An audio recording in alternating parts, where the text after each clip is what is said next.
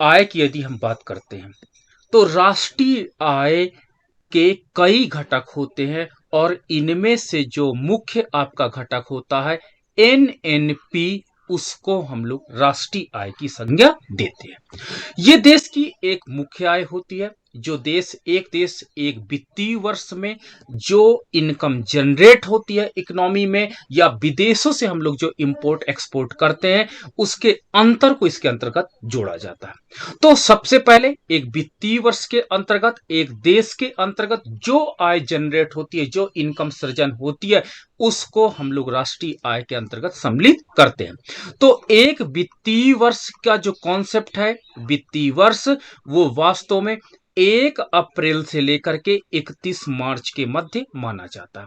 तो जो हमारे पास नेशनल इनकम कैलकुलेट की जाती है वो 1 अप्रैल से लेकर के 31 मार्च के मध्य जितनी हमारे पास इकोनॉमिक एक्टिविटी हुई होती है उनके द्वारा जो हमारे पास मूल्य सृजन हुआ होता है, उसका हम मूल्य या प्राइस या उसका हम लोग वैल्यू को जोड़ देते हैं, जो नेशनल इनकम बन जाती है। तो नेशनल इनकम का कॉन्सेप्ट देखने से पूर्व सबसे पहले हम नेशनल इनकम के कंपोनेंट पे बात करेंगे।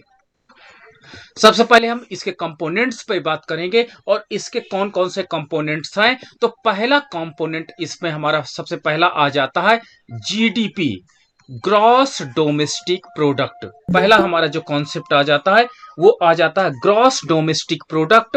और ग्रॉस डोमेस्टिक प्रोडक्ट जिसको हम लोग सकल घरेलू उत्पाद कहते हैं, सकल घरेलू उत्पाद की संज्ञा हम लोग देते हैं। तो सकल घरेलू उत्पाद, ठीक है, पहला कॉन्सेप्ट आपका आ जाता है सकल घरेलू उत्पाद। अब डिफिनीशन इसकी क्या हो जाएगी? एक देश की भौगोलिक सीमा के अंतर्गत, याद रखना देश की सीमाएं कई होती हैं, राजनीतिक सीमाएं अलग होती हैं और भौगोलिक सीमाएं अलग होती हैं। तो एक देश की भौगोलिक सीमा के अंतर्गत, भौगोलिक सीमा के अंतर्गत, ठीक है, यहां के सामान्य निवासियों द्वारा, सामान्य निवासियों द्वारा, वर्ड याद रखिएगा, हमने निवासियों शब्द का प्रयोग किया है, ना कि नागरिक शब्द का प्रयोग किया। यह पॉइंट आपको यहां नोट करना है।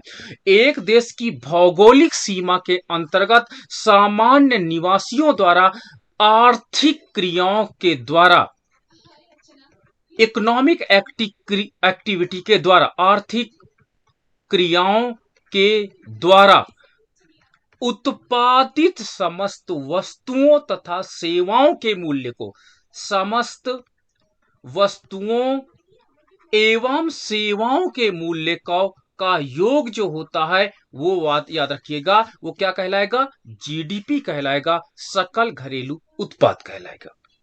ठीक है, तो सकल घरेलू उत्पाद जीडीपी क्या होती है? जीडीपी एक देश में जितना वस्तुओं का उत्पादन हुआ, आउटपुट जितना हुआ है, आउटपुट जितना हुआ है उसको उसके प्राइस से आप मल्टीप्लाई कर दीजिए, ठीक है, प्लस जितनी इकोनॉमी में सर्विसेज हुई हैं उन सर्विसेज को उनके प्राइस से मल्टीप्लाई कर दीजिए और उसको आप ऐड करने के बाद जो कुछ आप प्राप्त करेंगे वो आपका क्या कहलाएगा? That is called GDP. उसे हम लोग जीडीपी की संज्ञा देंगे।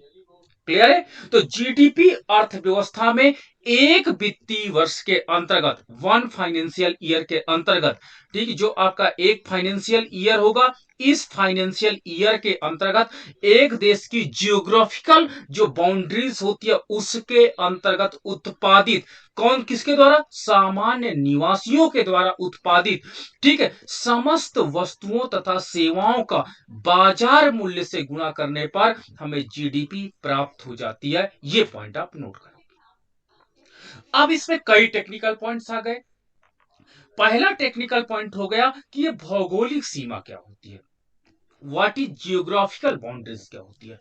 तो आपके पास ये जो आपका मैप होता है ये जियोग्राफिकल बाउंड्रीज को दिखाता है। जियोग्राफिकल बाउंड्रीज का मतलब ये होता है इसके अंतर्गत उत्पादित समस्त वस्तुओं तथा सेवाओं के मूल्य का योग होता है। ठीक है, अब यहां पर अगर 5 किलोमीटर दूर तक समुद्री क्षेत्र में अगर आप 5 किलोमीटर दूर तक कोई उत्पादन कर रहे हैं, जैसे आपने क्या किया, मत्स्य पालन, मत्स्य का उत्पादन कर रहे हैं, मछली का, आप तेल रिफाइनरीज लगा रहे हैं, ठीक है, या अदर खनिज मिनरल्स निकाल रहे हैं, तो इसको भी जीडीपी के अंतर्गत जोड़ा जाएगा। दैट इज 5 किलोमीटर आपकी बाउंड्री से दूर जो आपके पास बाउंड्रीज होती है।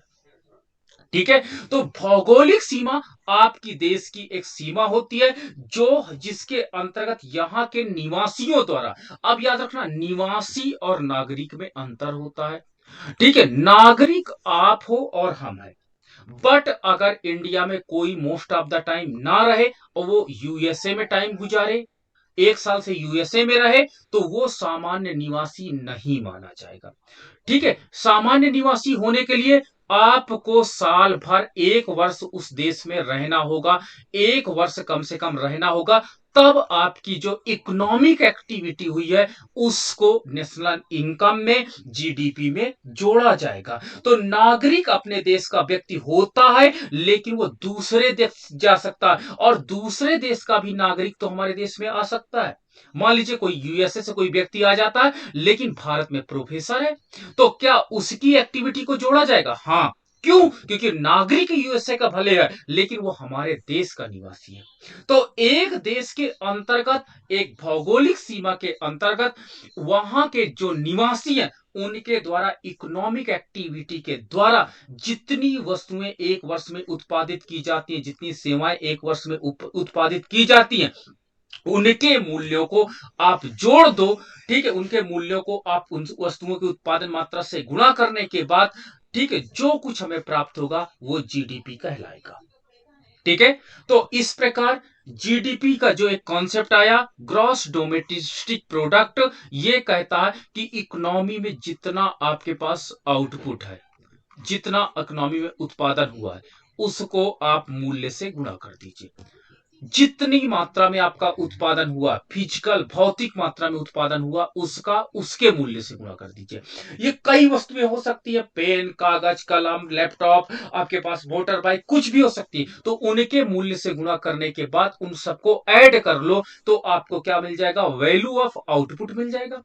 प्लस जितनी सर्विसेज जनरेट हुई हैं, सर्विसेज का मतलब होता है कि जितनी इकोनॉमी में आपके पास टीचर ने अपनी सेवा दी, डॉक्टर ने अपनी सेवा दी, इंजीनियर ने अपनी सेवा दी, तो इन सारी सेवाओं के मूल्य को अगर आप आपस में गुणा कर देते हो तो हमें सर्विस का मूल्य पता चल जाएगा। दोनों को ऐड करने पर मुझे जीडीपी की गणना प्राप्त हो जाएगी, मुझे जीडीपी की गणना प्राप्त हो जाएगी। तो जीडीपी का कॉन्सेप्ट क्या होता है? क्योंकि इसमें आप प्राइस से मल्टीप्लाई करते हो, और प्राइस कहां पर होता है? मार्केट में होता है। तो ये जो आपके पास जीडीपी कैलकुलेट होगी, ये मार्केट प्राइस में जीडीपी की गणना की जाएगी। तो ये आपके पास जो जीडीपी आता है ये वास्तव में मार्केट प्राइस जीडीपी होता है, जिसमें output into P plus S into P होता, और ये आपका शॉर्ट फॉर्म में इस तरह लिखा रहेगा, ओपी प्लस एसपी। आप समझ जाओगे ये जीडीपी का फार्मूला है। क्लियर है? तो अब आप जीडीपी मार्केट प्राइस में कैलकुलेट करना सीख जाओगे कि मार्केट प्राइस में, उसमें क्योंकि मूल्य का दाम जुड़ा होता है इसलिए मार्केट प्राइस पे इसको कैलकुलेट किया जाता है। दूसरा आपका जो जीडीपी होता है वो जीडीपी आपका फैक्टर कॉस्ट पर होता है, साधन लागत रेखाओं पर, साधन लागत पर होता है। साधन लागत का मतलब होता है वस्तुओं को उत्पादन करने में तथा सेवाओं को उत्पादन करने में कितने साधनों का प्रयोग किया गया है। ठीक है, उन साधनों को जो दिया जाता है रिवार्ड, उसको इसके अंतर्गत ऐड किया जाता है, तब फार्मूला आपका बन जाता है GDP F C is equal to O plus S. इसमें प्राइस का मल्टीप्लीकेशन नहीं होता है। दैट इज क्लियर कि जीडीपी मार्केट प्राइस एग्जाम में आपके पास सिविल में, सिविल सर्विस में यह प्रश्न पूछ दिया जाता है कि जीडीपी एमपी का फार्मूला लिखिए, ओपी प्लस एसपी। ठीक है, जीडीपी एफसी का formula O plus S, service तथा आउटपुट को उत्पादन करने के लिए कितने फैक्टर ऑफ प्रोडक्शन की नीड्स हुई है, उनको आप ऐड कर दीजिए, जीडीपी एट फैक्टर कॉस्ट आपको कैलकुलेट हो जाएगा, नो प्रॉब्लम। तो पहला आपका कॉन्सेप्ट क्लियर हो जाता है कि GDP, how we calculate GDP, सकल घरेलू उत्पाद की गणना कैसे की जाती है। तो सकल घरेलू उत्पाद की गणना करने के लिए एक देश की भौगोलिक सीमा के अंतर्गत, राजनीतिक सीमा अमेरिका में भी आपकी हो सकती है, राजनीतिक सीमा जहां पर आपके देश के नागरिक निवास करते हैं वो राजनीतिक सीमा होती है। ठीक है, भौगोलिक सीमा आप देख सकते हो, राजनीतिक सीमा कभी आप आंखों से देख नहीं सकते हो। ठीक है, तो राजनीतिक सीमा जहां जहां से आपके प्रधानमंत्री जी राजनयिक संबंध बनाते हैं वो आपकी राजनीतिक सीमा हो जाएगी। ठीक है, लेकिन भौगोलिक सीमा आपको विजुअल होती है। तो ये पॉइंट आपको नोट करना पड़ेगा कि जीडीपी के अंतर्गत जो हम लोग काउंट करते हैं, जीडीपी के अंतर्गत वो भौगोलिक सीमा के अंतर्गत उत्पादित वस्तु होनी चाहिए। दूसरा, यहां के सामान्य निवासियों द्वारा वह वस्तु उत्पादित होना चाहिए। ठीक है, वो सामान्य निवासी नागरिक हो सकता है और नागरिक नहीं भी हो सकता है, नो प्रॉब्लम। ठीक है, अमेरिका का व्यक्ति आता है, भारत में 1 साल रहता है, वो प्रोफेसर बनता है, प्रोफेसर बनने के बाद पढ़ाता है और पढ़ाने के बाद चला जाता है, इंजीनियर के रूप में आता है, तो उसके द्वारा की गई इकोनॉमिक एक्टिविटी को जीडीपी में हम लोग ऐड करेंगे, नो प्रॉब्लम। ठीक है, और इनसे एक फाइनेंशियल ईयर में जितनी वस्तुएं तथा जितनी सेवाओं का निर्माण होता है उनके बाजार मूल्य से यदि हम गुणा कर देते हैं तो हमें जीडीपी प्राप्त हो जाती है। तो इस प्रकार आपका जीडीपी का कॉन्सेप्ट बिल्कुल क्लियर हो जाता है और जीडीपी की डिफिनेशन क्लियर हो जाती है कि आउटपुट जितना हुआ उसको मूल्य से गुणा कर दीजिए, सर्विसेज जितनी हुई है उसको मूल्य से गुणा कर दीजिए, दोनों को ऐड करने पे O into P and S into P प्राप्त हो जाता है। इसे क्योंकि प्राइस मल्टीप्लाई करते हैं 10 जीडीपी मार्केट प्राइस हमें प्राप्त हो जाती है और इसका फार्मूला कुछ आपका इस तरह का हो जाता है। ठीक है, तो ये मार्केट आपका फार्मूला हो जाता है और ये फार्मूला हमें ये बताता है कि इकोनॉमी में जो आपके पास जीडीपी है वो प्राइस को आउटपुट से मल्टीप्लाई करने पे प्राप्त होता है और आपको सर्विस को प्राइस से मल्टीप्लाई करने के बाद प्राप्त होता है, इसलिए मार्केट प्राइस यहां पे इंक्लूड किया जाता है। लेकिन जो साधन इन वस्तुओं को उत्पादन में लगे, चाहे वो आउटपुट हो चाहे सर्विसेज हो, जो साधन इनके उत्पादन में लगे हुए हैं उनको अगर दिए गए रिवार्ड को जोड़ दो, ठीक है, रिवार्ड को जोड़ दो तो आपको जीडीपी साधन लागत पर प्राप्त हो जाएगी। क्लियर है ये कॉन्सेप्ट? चलिए दूसरा कॉन्सेप्ट। अब दूसरा कॉन्सेप्ट क्या आपका आ जाता है? दूसरा कॉन्सेप्ट आता है शुद्ध घरेलू उत्पाद। दूसरा कॉन्सेप्ट है हमारा शुद्ध घरेलू उत्पाद।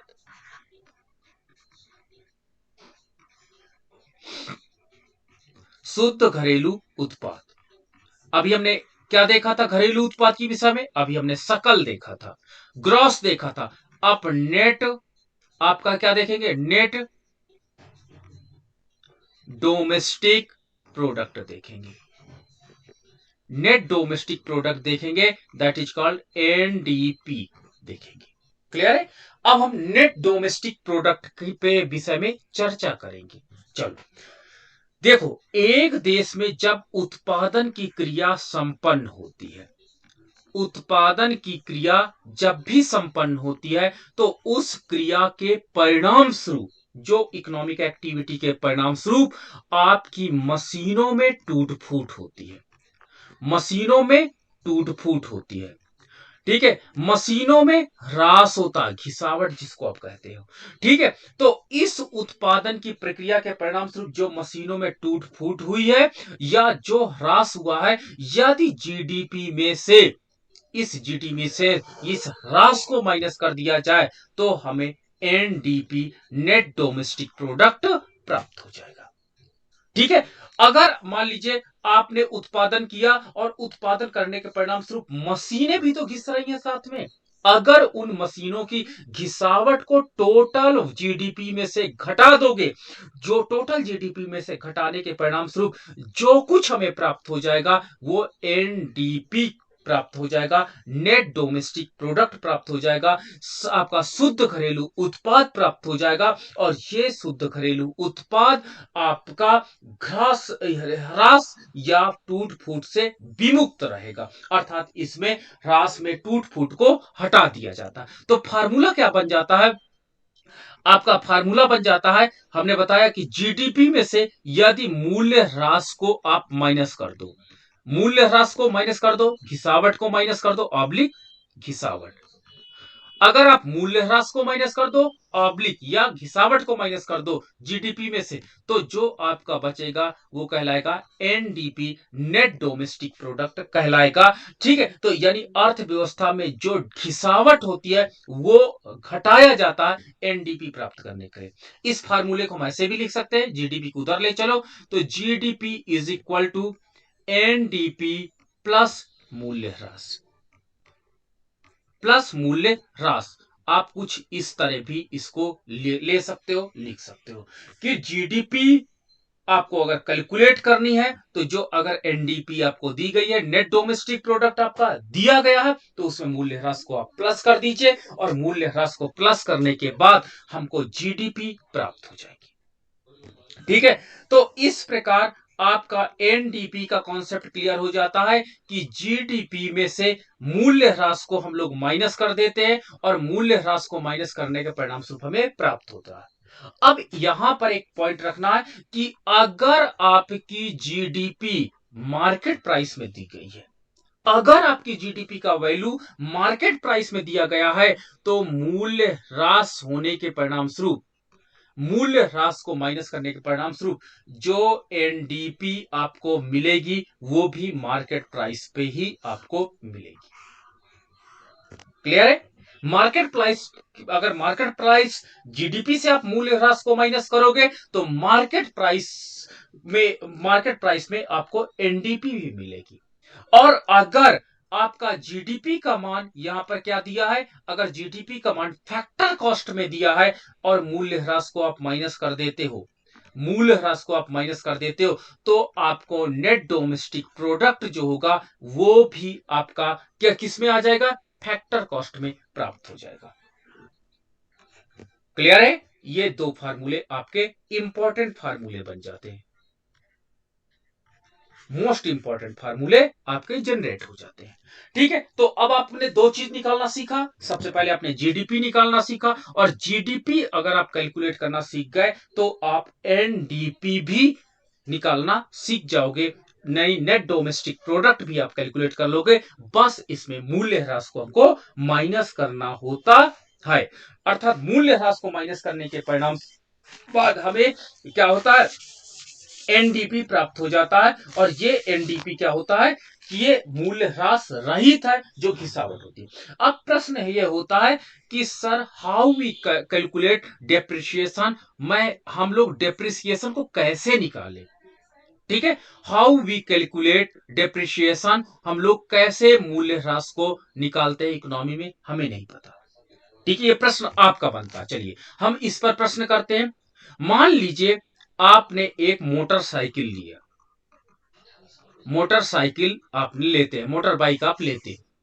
ये मोटर बाइक आपका कितने का है? ये मोटर बाइक आपका 1 लाख रुपए का है, 1 लाख रुपए का है। ठीक है, 1 लाख रुपए का है। और जब इसका आप रजिस्ट्रेशन कराते हो तो कितने साल का रजिस्ट्रेशन होता है? माना जाता है 10 ईयर का। मतलब कंपनी ये मानती है कि एक motor bike 10 year properly work करती है, उसके बाद उसकी लाइफ समाप्त हो जाती है, ऐसा ही कुछ है।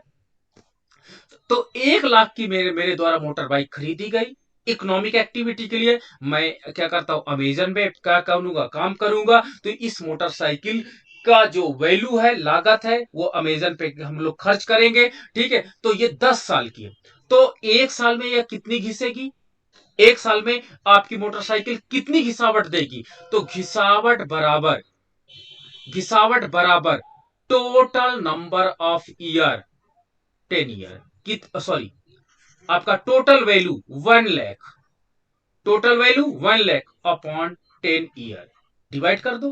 तो यानी 1 वर्ष में ये 10,000 रुपए की इसमें घिसावट आएगी मोटर बाइक में। ठीक है, यानी 10,000 रुपए की हर साल मोटर बाइक घिसावट होती चली जाएगी एंड फाइनली आपका जैसे 10 ईयर होगा इसकी लाइफ समाप्त हो जाएगी। तो in this type we can calculate the depreciation. आप घड़ी लेते हो, उसकी भी एक वारंटी पीरियड होता है या लाइफ होती है, और वो लाइफ समाप्त हो जाती है तो हर साल आप कैलकुलेट कर लेते हो कि मुझे कितना डेप्रिसिएशन उस वॉच पे मुझे वहन करना पड़ता है। तो इस प्रकार से अगर मैं मेरे पास जीडीपी का मान, अगर मैंने कोई इस मोटरसाइकिल के द्वारा एक साल में मैंने क्या किया, 40,000 रुपए अर्न किया। ठीक है, 40,000 रुपए अर्न किया, दैट इज जीडीपी वैल्यू। ठीक है, मैं जीडीपी एक पर्सनल व्यक्ति के विषय में मैं बात कर रहा हूं कि मान लीजिए उस व्यक्ति ने कैलकुलेट वो इनकम जनरेट किया, 40,000 रुपए उसने अमेजन से कमाया। तो उसमें से अगर आप इस 40,000 की वैल्यू में से डेप्रिसिएशन मूल्य जो 10,000 रुपए घटा दोगे तो आपके पास जो 30,000 आपका आ जाएगा, ये 30,000 आपका क्या होगा, ये आपका एनडीपी हो जाएगा। इस तरह हम लोग एनडीपी की गणना कर लेते हैं, क्योंकि देखिए टाइम टू टाइम हमारी इकोनॉमी में जितने कैपिटल आपके पास कैपिटल टूल्स हैं, जो कब कितनी मशीनें हैं, उनमें घिसावट भी तो होती रहती है। इसलिए हमको उसमें से डेप्रिसिएशन कॉस्ट को निकालना इंपॉर्टेंट हो जाता है। तीसरा कॉन्सेप्ट, आपका थर्ड कॉन्सेप्ट है जीएनपी। देखिए, ग्रॉस राष्ट्रीय, ग्रॉस नहीं, हाँ ग्रॉस नेशनल प्रोडक्ट, ठीक है, सकल राष्ट्रीय उत्पाद, सकल राष्ट्रीय उत्पाद। अब हम लोग इस पर चर्चा करेंगे। सकल राष्ट्रीय उत्पाद पर हम लोग अब चर्चा करने जाते हैं। सकल मतलब ग्रॉस, नेशनल मतलब राष्ट्रीय, आपका प्रोडक्ट मतलब उत्पाद, यानी जीएनपी पर। अभी हम लोग इसके पहले चर्चा क्या किए थे, जीडीपी पर, वहां डोमेस्टिक डी की बात कर रहे थे, और यहां पर हम लोग बात करेंगे अब एन की बात करेंगे। एन क्या है यहां पर, इस पर हम लोग चर्चा अब करते हैं। देखो, राष्ट्र जो होता है, राष्ट्र जो होता जहां पर आपके विश्व में जिन जिन देशों में आपके संबंध स्थापित है, कौन से संबंध, राजनयिक संबंध, कौन से संबंध, इकोनॉमिक रिलेशनशिप, उन राष्ट्रों से आपकी इकोनॉमिक एक्टिविटी संपन्न हो रही कि नहीं हो रही। आप कहोगे यस सर हो रही है, हम उनसे एक्सपोर्ट करते हैं, हम उनसे इंपोर्ट करते हैं। क्लियर है। तो अगर आपके विश्व स्तर पर कोई वस्तुओं का उत्पादन होता है, ठीक है, या हम लोग उनसे इकोनॉमिक एक्टिविटी के अंतर्गत खरीदते हैं या उसका पेमेंट करते हैं, ठीक है, तो उसको भी आप जीडीपी में जोड़ दो तो शायद जीएनपी निकल आएगी। यानी विश्व अर्थव्यवस्था से प्राप्त होने वाली आय को यदि जीडीपी में मैं जोड़ दूं तो क्या कहलाएगी, मुझे जीएनपी प्राप्त हो जाएगी, क्योंकि ये वाइड कॉन्सेप्ट है। Okay, no problem. तो चलो, जीएनपी कैलकुलेट करने के लिए अभी मैंने कॉन्सेप्ट बताया कि जीडीपी में से विश्व अर्थव्यवस्था, विश्व अर्थव्यवस्था से प्राप्त आय को हम लोग ऐड कर देते हैं, जोड़ देते हैं। क्लियर है। अब देखो, विश्व अर्थव्यवस्था से जीडीपी तो आपकी पूरी देश की अर्थव्यवस्था की इनकम को पहले ही जोड़े थी। अब बाकी बची विश्व अर्थव्यवस्था से प्राप्त आय जो राष्ट्र को संबोधित कर रही थी। राष्ट्र में देश और विश्व दोनों आ जाता है, तो विश्व से प्राप्त आय को आप जीडीपी में जोड़ दो, आपको मिल जाएगा जीएनपी। जीएनपी आपको मिल जाएगा। अब विश्व अर्थव्यवस्था से प्राप्त आय क्या होगी, तो याद रखना, जब हम कोई चीज एक्सपोर्ट करते हैं, हम कोई चीज एक्सपोर्ट करते हैं विश्व बाजार में, तो मनी क्या होती है, मनी हमको प्राप्त होती है। क्लियर क्लियर है, मनी हमको प्राप्त होती है। ठीक है, तो एक्स की वैल्यू मैंने एक्स सिंबल एक्सपोर्ट के लिए मांगना, और ये मनी को देता, इसलिए मैंने इसके पीछे प्लस सिंबल लगा दिया। क्लियर है, ये मनी को हमारे इकोनॉमी में ऐड करेगी, ये हमारी देश की नेशनल इनकम को इनहेंस करेगी, इसलिए मैंने एक्सपोर्ट को लिया। एक्सपोर्ट बढ़ेगा तो मनी प्राप्त होगी, और ये मनी मेरा प्लस एक्स की वैल्यू है। और जब मैं वर्ल्ड मार्केट से इंपोर्ट करता हूं, जब मैं वर्ल्ड मार्केट से इंपोर्ट करता हूं, इंपोर्ट का मैंने एम ले लिया इधर, ठीक है, तो एम ले लिया इधर, और इंपोर्ट करता हूं मैंने, मान लीजिए टेलीविजन चाइना से मंगाया, तो उसके बदले में मुझे मनी पेमेंट करना पड़ेगा। मनी का भुगतान करना पड़ेगा, जो देश की नेशनल इनकम को कम करेगा, जो देश की नेशनल इनकम को डिक्लाइन करेगा, यानी ये इकोनॉमी में माइनस निगेटिव पॉइंट करता है। क्लियर है? तो देखो, एक आपका पॉजिटिव एस्पेक्ट्स हो जाता है, एक आपका निगेटिव एस्पेक्ट्स हो जाता है। तो चलो विश्व अर्थव्यवस्था से प्राप्त आय का मान निकालते हैं, तो प्लस की वैल्यू माइनस की वैल्यू दोनों के आंसर निकालते हैं। चलो, तो यानी हम क्या कह सकते हैं कि GNP is equal to GDP plus X minus M, यही तो आपका हो गया। ठीक है, जितनी मुद्रा मुझे प्राप्त हुई है, जितनी मुझे देनी पड़ी, दोनों का अंतर कर लो, पता चल जाएगा विश्व अर्थव्यवस्था से कितना प्राप्त हो रही, उसको जीडीपी में जोड़ दो, जीडीपी में जोड़ने के बाद आपको जीएनपी मिल जाएगी। क्लियर है? तो अब आप क्या करोगे, जीएनपी की गणना आप कर सकते हो। ठीक है, जीएनपी एक आपका नेशनल लेवल का कॉन्सेप्ट बन जाता है, ग्रॉस नेशनल प्रोडक्ट आपको निकल आता है। अब चलो आपका देखिए, GNP is equal to GDP plus X minus M, यही कॉन्सेप्ट अभी आपने देखा। ठीक है, यहां एक्स स्टैंड फॉर एक्सपोर्ट, जो मनी को देती है, एम स्टैंड फॉर इंपोर्ट, जो मनी को हमसे खर्च कराती है, हमारी इकोनॉमी से मनी को दूर ले जाती है। इसलिए एम की वैल्यू मैंने माइनस में रखा, एक्स की वैल्यू मैंने प्लस में रखा, और ये विश्व अर्थव्यवस्था से प्राप्त आय है, जो आपका ये पिंक शेडेड पार्ट में दिख रहा है। ठीक है, अगर इकोनॉमी में इफ एक्सपोर्ट और इंपोर्ट दोनों का मान बराबर हो जाए,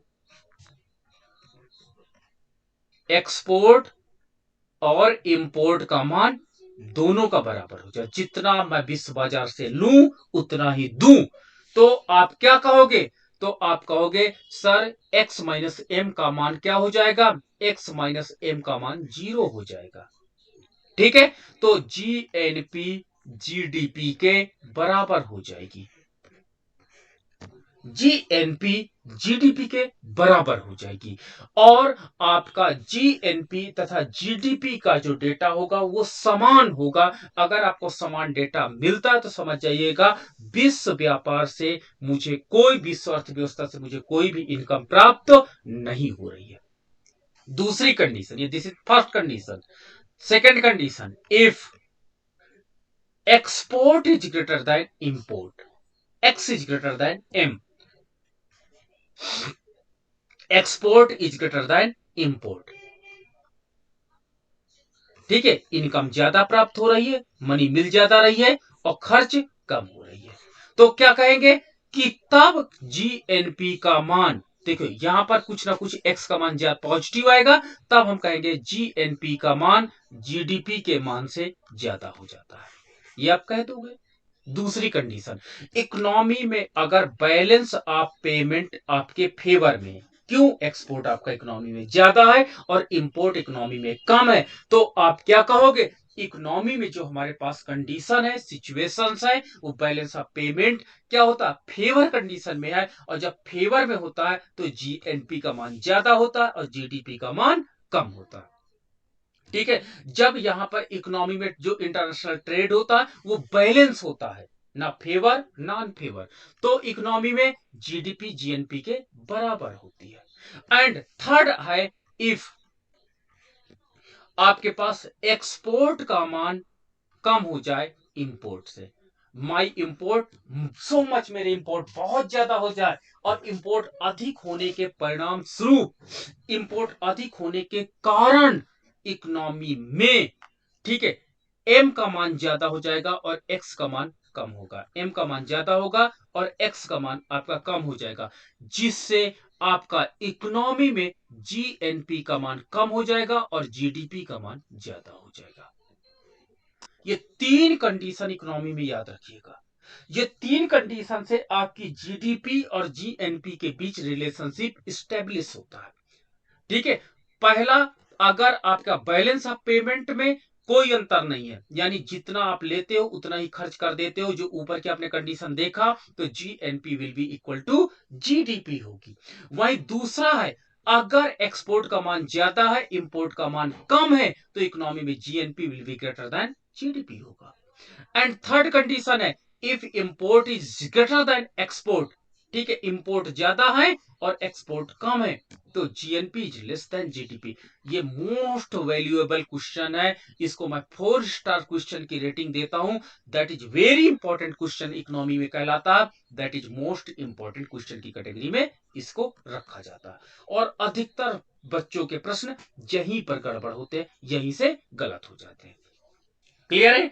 तो ये अभी मैंने कॉन्सेप्ट आपका क्लियर किया कि जीडीपी जीएनपी का मान कब इक्वल रहेगा, ठीक है, कब कम रहेगा, कब ज्यादा रहेगा, इसका मैंने किया। अब दूसरा पॉइंट, इसका जो इंपॉर्टेंट फीचर है वो भी देख लेते हैं।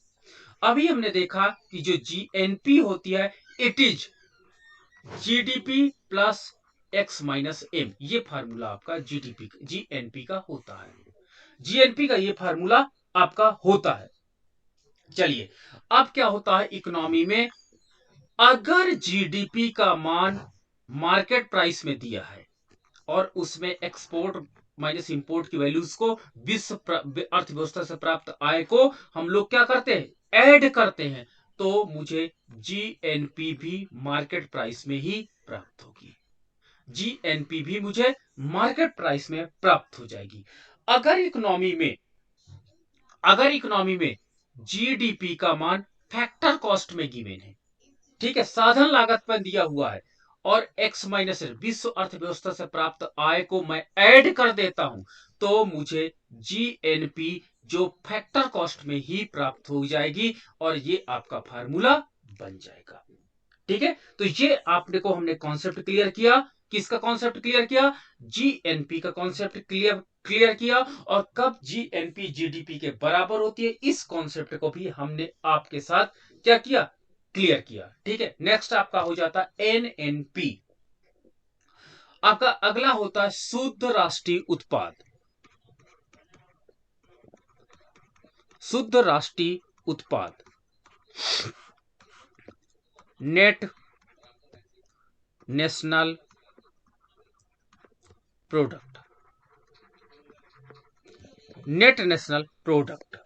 ठीक है, नेट नेशनल प्रोडक्ट को हम जब डिस्कस करते हैं, तो नेट नेशनल प्रोडक्ट के अंतर्गत हम लोग ये देखते हैं कि नेट नेशनल प्रोडक्ट आपका क्या होता है। चलिए, तो याद रखना, देखिए शुद्ध की बात यहां पर की गई है, नेट की बात की गई है, और जब शुद्ध की बात की जाएगी तो शुद्ध का तात्पर्य यही होता है कि इकोनॉमी में मूल्य ह्रास को आपको माइनस करना होगा।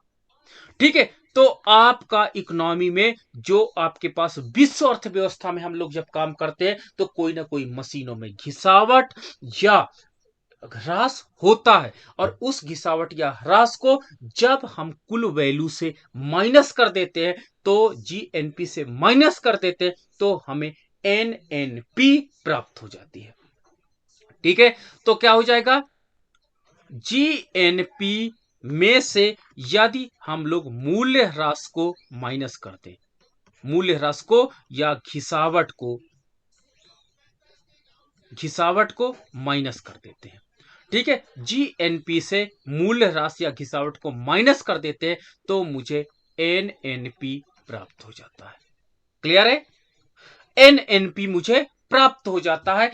और अगर जीएनपी आपका जीएनपी मार्केट प्राइस दिया हुआ है, तो उससे मैं जब मूल्य ह्रास को माइनस करता हूं, मूल्य ह्रास को मैं करता हूं माइनस, तो मुझे एनएनपी मार्केट प्राइस प्राप्त होता है।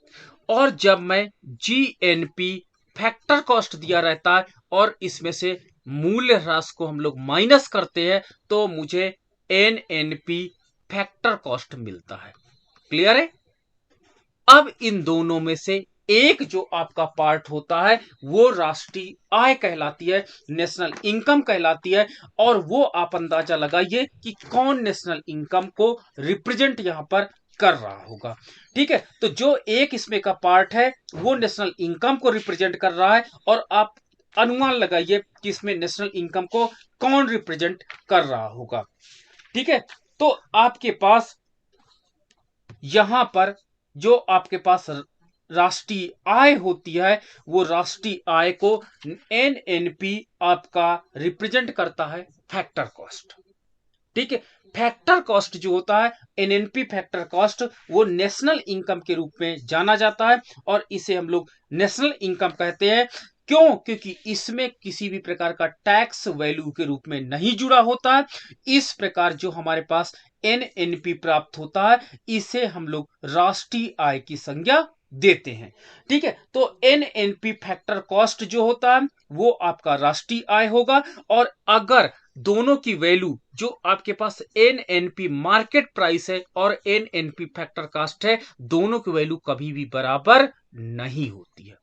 ठीक है, आप कभी कंफ्यूजन में मत रहिएगा कि एनएनपी आपका फैक्टर कॉस्ट जो है वो एनएनपी आपका मार्केट प्राइस, दोनों की वैल्यू बराबर होगी, कभी वैल्यू बराबर नहीं होती है। ये पॉइंट आपको बहुत नोट करना होगा। और तो फिर क्या होता है, तो याद रखिएगा, जो आपके पास एनएनपी मार्केट प्राइस है, एनएनपी मार्केट प्राइस है, इसमें से इनडायरेक्ट टैक्स को माइनस कर दोगे। इनडायरेक्ट टैक्स को माइनस करने पर एनएनपी फैक्टर कॉस्ट प्राप्त हो जाता है, एनएनपी एफसी प्राप्त हो जाता है। ये पॉइंट आपको नोट करना होगा। ठीक है, दोनों को इक्वल कब आ सकते हैं? दोनों इक्वल तभी आएंगे जब मार्केट प्राइस में से इनडायरेक्ट टैक्स को माइनस किया जाता है। और एनएनपी फैक्टर कॉस्ट जो आपका होता है वो आपके पास नेशनल इनकम के रूप में जाना जाता है। ये आपका नेशनल इनकम होता है। और मार्केट प्राइस से अगर आपको निकालना है तो एनएनपी मार्केट प्राइस में से इनडायरेक्ट टैक्स को घटा देना, आपको जो प्राप्त हो जाएगा वो आपकी नेशनल इनकम कहलाएगी। तो ये आपके पास राष्ट्रीय आय प्राप्त हो गई। अब आप समझ जाओगे कॉन्सेप्ट कि राष्ट्रीय आय की गणना इतना इजी गोइंग नहीं है जितना आप समझते हो, बल्कि राष्ट्रीय आय को कैलकुलेट करने के लिए, राष्ट्रीय आय की गणना करने के लिए आपको क्या करना पड़ेगा? राष्ट्रीय आय की गणना करने के लिए सबसे पहले आपको जीडीपी निकालना होगा, फिर जीडीपी से जीएनपी निकालना होगा, और जीएनपी से फिर आपको मूल्यह्रास निकालना होगा। ठीक है, डेप्रिसिएशन निकालना होगा, उससे आपका एनएनपी फैक्टर कॉस्ट मिलेगा। और उस फैक्टर कॉस्ट के आधार पर आप कह सकते हो कि हमारे पास इकोनॉमी में जो आपके पास ये नेशनल इनकम आपको प्राप्त होती है या साधन लागत रेखा पर राष्ट्रीय आय होती है, वो आपको फैक्टर कॉस्ट के रूप में एनएनपी आपका मिल जाता है। तो एनएनपी फैक्टर कॉस्ट को हम लोग क्या कह सकते हैं? NNP factor cost is equal to जो नेशनल इनकम है, इसको हम लोग एनआई भी कह सकते हैं ना, फैक्टर कॉस्ट। इसमें क्या होता है, इसके अंतर्गत जितना इंप्लाई का कंपेंशंस of implies,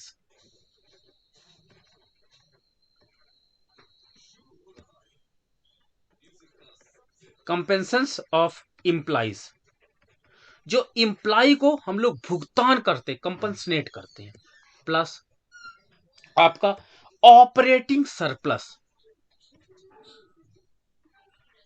operating surplus plus आपका mixed income, mixed income plus net factor income from abroad, net factor income from abroad, abroad से जो हमको आय प्राप्त होती है उसको। ठीक है, तो ये एनएनपी फैक्टर कॉस्ट के अंतर्गत इन सारे मदों को जोड़ा जाता है। ठीक है, तो इन सारे मदों को जोड़ने के बाद हमको प्राप्त होता है, क्या प्राप्त होता है? NNP factor cost, that is called national income, और यही आपकी राष्ट्रीय आय होती है। ये पॉइंट आपको नोट करना होगा, ये पॉइंट आपको सबसे इंपॉर्टेंट है और इसी पॉइंट को आपको एग्जाम्स में पूछा जाता है।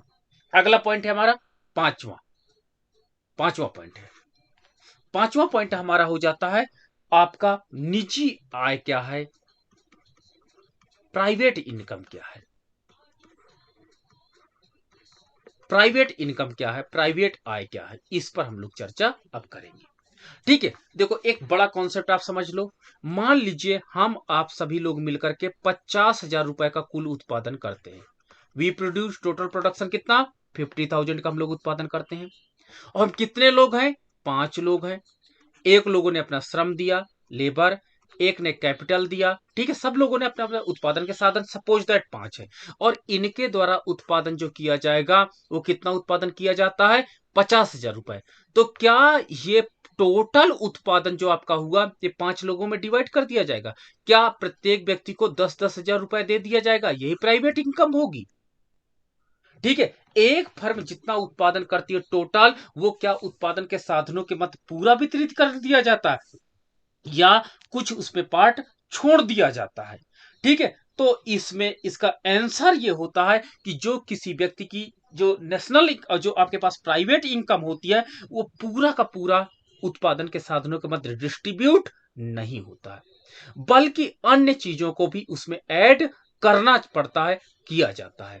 ठीक है, तो इसके अंतर्गत किसी व्यक्ति की जो प्राइवेट इनकम होती है, निजी आय होती है, जो आप निजी आय प्राप्त करते हो, वो आपके पास क्या होती है? पहले तो एनएनपी फैक्टर कॉस्ट होती है, ठीक है, प्लस ट्रांसफर पेमेंट होती है आपके पास, कोई अंतरण भुगतान होता है, बोनस आपको मिल गया है, ठीक है, इस तरह का ट्रांसफर पेमेंट होता है, ट्रांसफर पेमेंट होता है, plus interest, interest of public डेब्ट से होता है, पब्लिक डेब्ट से जो आपने इंटरेस्ट प्राप्त किया, प्लस आपका क्या होता है? Minus social security. आपने देखा होगा सामाजिक सुरक्षा के लिए आपके वेतन से कुछ ना कुछ काट लेती है गवर्नमेंट, जिसको आप पेंशन बोलते हो, ग्रेच्युटी बोलते हो, वो कट जाता है आपके पास। माइनस आपके पास प्रॉफिट एंड सरप्लस, आप माइनस प्रॉफिट, आप देखे होंगे अनडिवाइडेड प्रॉफिट, कोई कंपनी अपने पास कुछ ना कुछ इन प्रॉफिट रखती है जो अनडिवाइडेड के रूप में होती है, जो कभी अचानक इमरजेंसी में काम करती है। तो इस प्रकार एक व्यक्ति को जो निजी आय प्राप्त होती है, वो NNP factor cost plus transfer payment plus interest of public डेप्ट minus social security. Social security के अंतर्गत मान लीजिए आपने पेंशन या ग्रेच्युटी आपकी कटती है, वो जा करके आपके बुढ़ापे में काम देती है, इमरजेंसी में काम देती है, तो वो आपके पास होता है। आपने देखा होगा जनरल इंश्योरेंस स्कीम भी लगी होती है, जिसके अंतर्गत अमाउंट कटता है, तो ये सोशल सिक्योरिटीज का जो अमाउंट होता है ये कटता है। माइनस आपके पास जो प्रॉफिट सेक्शन होता है, अनडिवाइडेड प्रॉफिट होता है जो एक कंपनी अपने पास रखती है, ये भी आपकी निजी आय से काट लेती है। तो इस प्रकार ये आपका निजी आय का फार्मूला बन जाता है, दैट इज मोस्ट इंपॉर्टेंट। ठीक है, जो आपके पास बहुत इंपॉर्टेंट हो जाता है, ये निजी आय का फार्मूला बन जाता है। ठीक है, ये आपका इंपॉर्टेंट है, ये पॉइंट आपको नोट रखना पड़ेगा।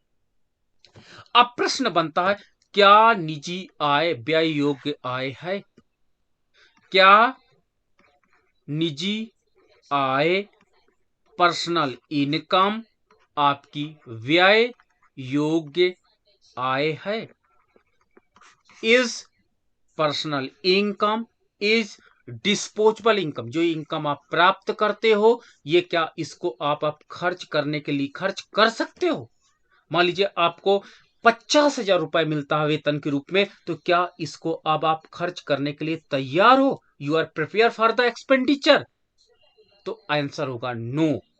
जो व्यय योग्य आय होती है, जो डिस्पोजल इनकम होती है, तो मेरा अगला टॉपिक है आपका व्यय योग्य आय। व्यय योग्य आय जिसको डिस्पोजल इनकम कहते हैं, 6 पॉइंट के अंतर्गत हम लोग अध्ययन कर रहे हैं। इसमें से पहले व्यय योग्य आय निकालने के लिए, व्यय योग्य आय निकालने के लिए निजी आय में से, पर्सनल इनकम में से मुझे सबसे पहले डायरेक्ट टैक्स को माइनस करना होगा। डायरेक्ट टैक्स को माइनस करने के बाद जो कुछ बचता है, that is called disposable income कहलाती है। वो डिस्पोजेबल आपकी इनकम कहलाएगी। तो ये आपके पास व्यय योग्य आय के नाम से जानी जाती। जब आप इन उसमें डायरेक्ट टैक्स, आपका वेल्थ टैक्स हो सकता है, आपका इनकम टैक्स हो सकता है, वो सारे टैक्स आप माइनस कर दोगे, तो उस टैक्स को माइनस करने के परिणाम स्वरूप जो आपके पास इनकम बचती है, वो आपके पास व्यय योग्य आय कहलाती है। तो ये कॉन्सेप्ट क्लियर हो गया कि जो आपके पास डिस्पोजेबल इनकम, इसे हम लोग कभी कभी प्रायोज्य आय भी बोलते हैं ना, प्रायोज्य आय के नाम से भी ये जानी जाती है। तो डिस्पोजेबल इनकम को प्राप्त करने के लिए निजी आय में से डायरेक्ट टैक्स को आपको माइनस करना पड़ेगा, तब आपके पास ये मिलेगी। और लास्ट में आपका मैं 7 पॉइंट आपके साथ डिस्कस करना चाहूंगा, per capita income. Per capita income क्या है? प्रति व्यक्ति आय क्या है? ठीक है, प्रति व्यक्ति आय पीसीआई क्या होती है। ठीक है, ये एक नेशनल इनकम का एक इंपॉर्टेंट कॉन्सेप्ट होता है। पर कैपिटा इनकम के बेस पे आपने देखा होगा कितना अधिक इल्यूजन निकाला जाता है, तो उसको हम लोग स्टडी करते हैं। तो प्रति व्यक्ति आय निकालने के लिए आपकी इकोनॉमी में जितनी नेशनल इनकम आए उसको पॉपुलेशन से आप डिवाइड कर देना। जितनी आपके पास नेशनल इनकम आती है उसको पॉपुलेशन से डिवाइड कर दो, आप पर कैपिटा इनकम कैलकुलेट कर लोगे, आप पर कैपिटा इनकम पा जाओगे, फाइंड आउट कर लोगे। तो इस प्रकार पर कैपिटा इनकम देश की प्रति व्यक्ति आय होती है। और ये प्रति व्यक्ति आय क्या होती है? ये प्रति व्यक्ति आय इकोनॉमी में क्या होती है? एक देश के जो निवासी होते हैं उनका शेयर कितना होता है, प्रत्येक व्यक्ति के खाते में कितना आता है, उसको हम लोग प्रति व्यक्ति आय के अंतर्गत जानकारी रखते हैं। तो इस प्रकार से आपके सारे कंपोनेंट हमने इसके अंतर्गत डिस्कस किया, 7 कंपोनेंट। सबसे पहले मैंने डिस्कस किया आपके साथ, पहला पॉइंट आपका डिस्कस किया जीडीपी, फिर मैंने दूसरा पॉइंट आपके साथ डिस्कस किया एनडीपी, तीसरा पॉइंट मैंने डिस्कस किया आपके पास जीएनपी, चौथा डिस्कस किया एनएनपी जिसको आपने नेशनल इनकम बोला, पांचवा मैंने डिस्कस किया आपके पास पर्सनल इनकम, छठा मैंने आपके साथ डिस्कस किया डिस्पोजेबल इनकम, और सातवां मैंने डिस्कस किया पीसीआई पर कैपिटा इनकम। तो ये कॉन्सेप्ट अगर आपको याद है तो नेशनल इनकम काउंटिंग में कोई प्रॉब्लम आपको कभी नहीं आएगी। ये पॉइंट आप नोट रखिएगा।